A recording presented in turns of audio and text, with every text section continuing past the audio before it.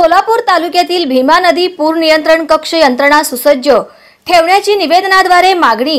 निवेदनाद्वारे खासदार प्रणिती शिंदे यांची प्रांताधिकारी यांच्याकडे मागणी।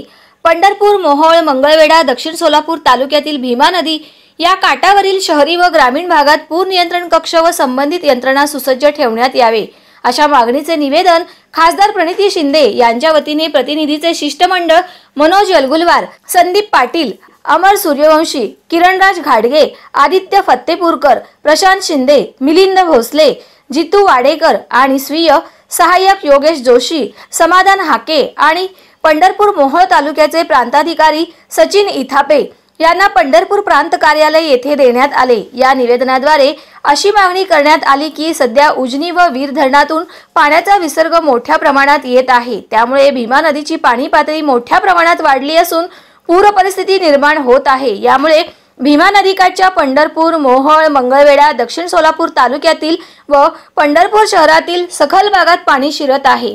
त्यामुळे नागरिकांचे मोठ्या प्रमाणात स्थलांतर करावे लागणार आहे। त्यासाठी लागणाऱ्या उपाययोजना आपल्या प्रशासनाकडून तात्काळ करण्यात याव्या। तसेच पूरग्रस्त स्थलांतरित नागरिकांची इतर सुरक्षित ठिकाणी राहण्याची सोय करून त्यांना इतर सोयी सुविधा देण्याचे नियोजन करण्यात यावे।